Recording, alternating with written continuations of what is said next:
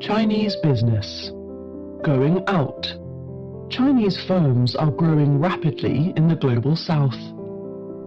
For decades, the world's corporate titans have seen China as an essential place to do business. Chinese firms, it turns out, were no different. Their domestic market was vast and growing at a dizzying pace, so they had little reason to hunt for customers abroad. China's colossal manufacturing sector, meanwhile, with its legions of cheap workers, made producing goods elsewhere unnecessary. In spite of the fuss in much of the rich world about Chinese investment, Chinese firms have a comparatively small global footprint. Firms listed in China generated a mere $1.5 trillion in foreign revenue in 2023, whereas those listed in America took in $5.8 trillion, and their European counterparts $6.4 trillion. China's stock of outbound foreign direct investment, or FDI, was equivalent to just 17% of its GDP last year, compared with 34% for America and 49% for Germany. Many of those investments, moreover, focused on securing access to raw materials or acquiring foreign intellectual property. Even China's status as the world's biggest exporter is slightly misleading. A big, although shrinking share of what it ships abroad is produced by foreign businesses. This relatively inward focus is now changing quickly. Since 2016, Chinese firms' foreign sales have more than doubled.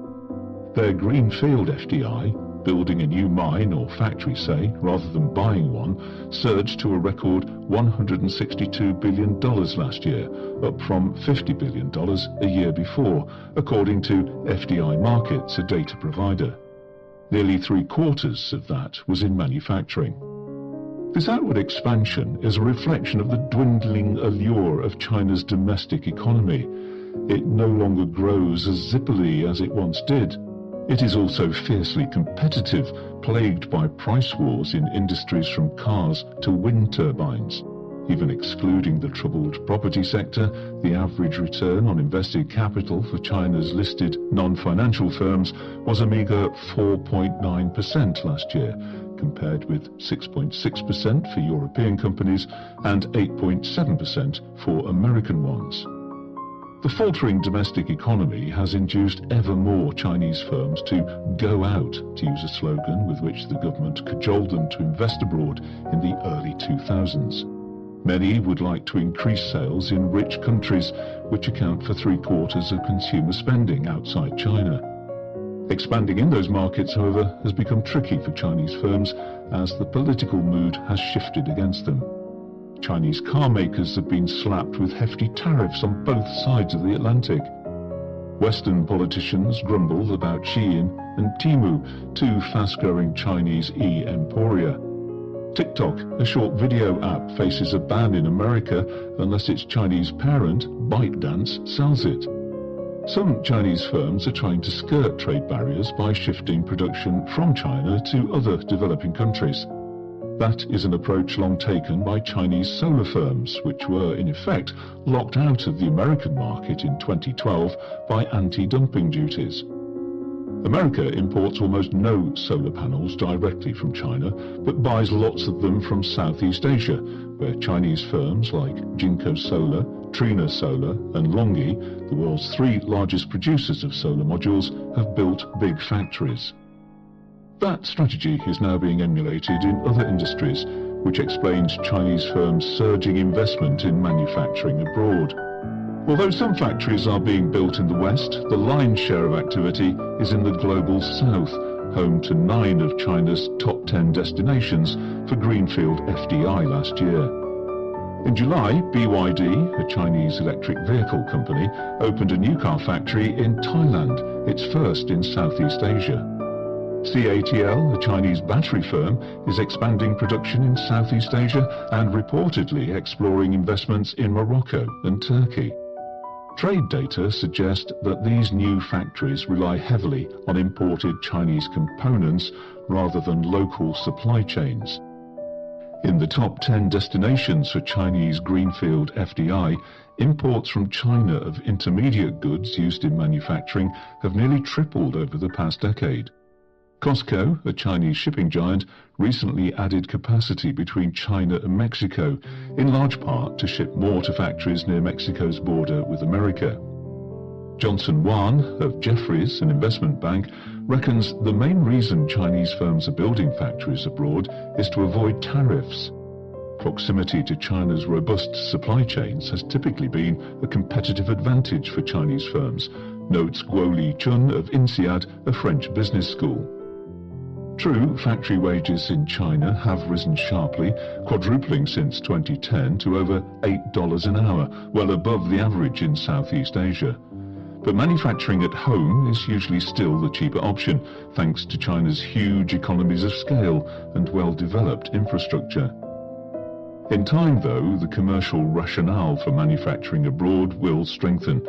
Over the past decade, China's Belt and Road Initiative has channeled more than $1 trillion of investment into power networks, railways and ports across the global south, much of which has flowed through Chinese firms such as State Grid, a power company, CRRC, a maker of trains, and COSCO. Those investments have made recipient countries more attractive places in which to manufacture.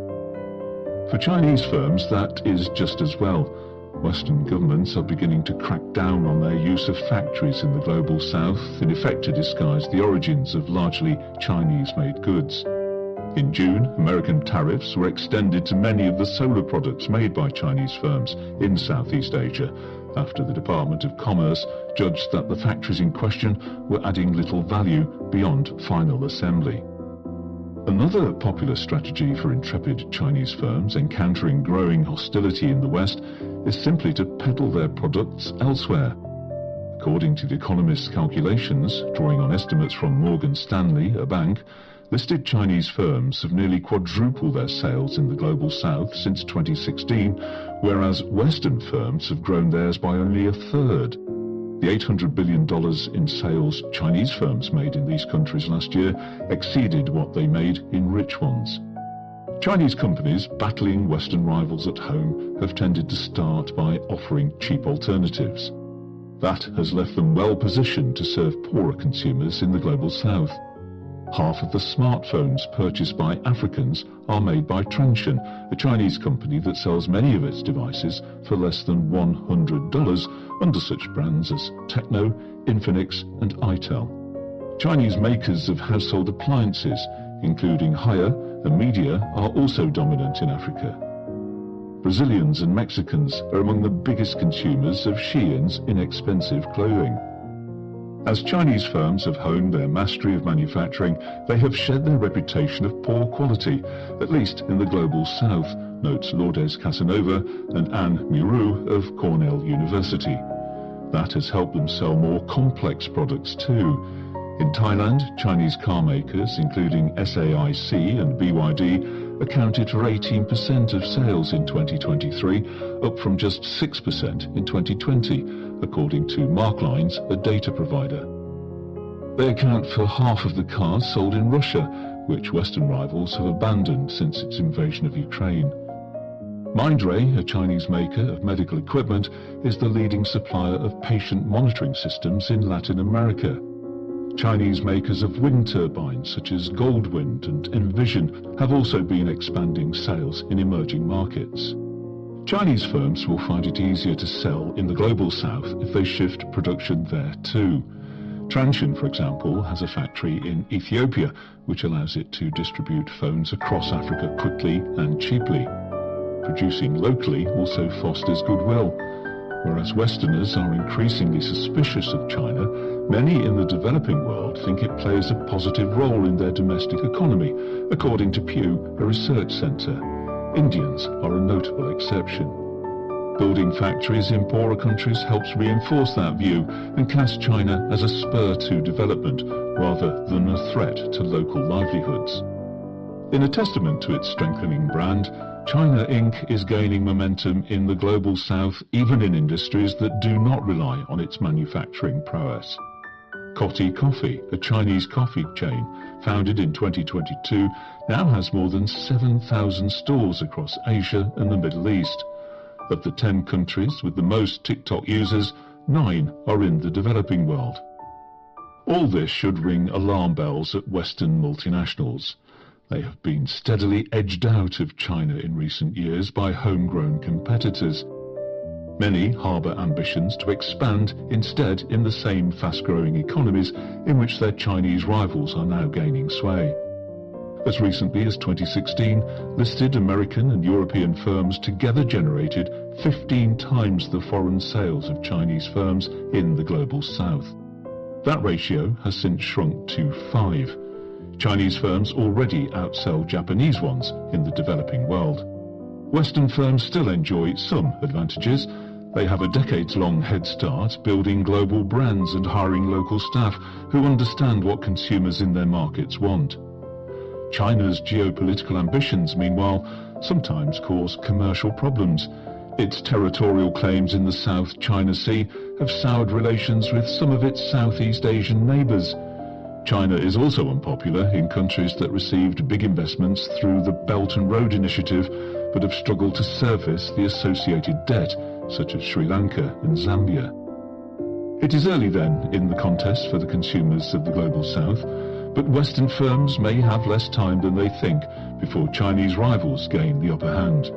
Protectionist politics at home will not save them abroad.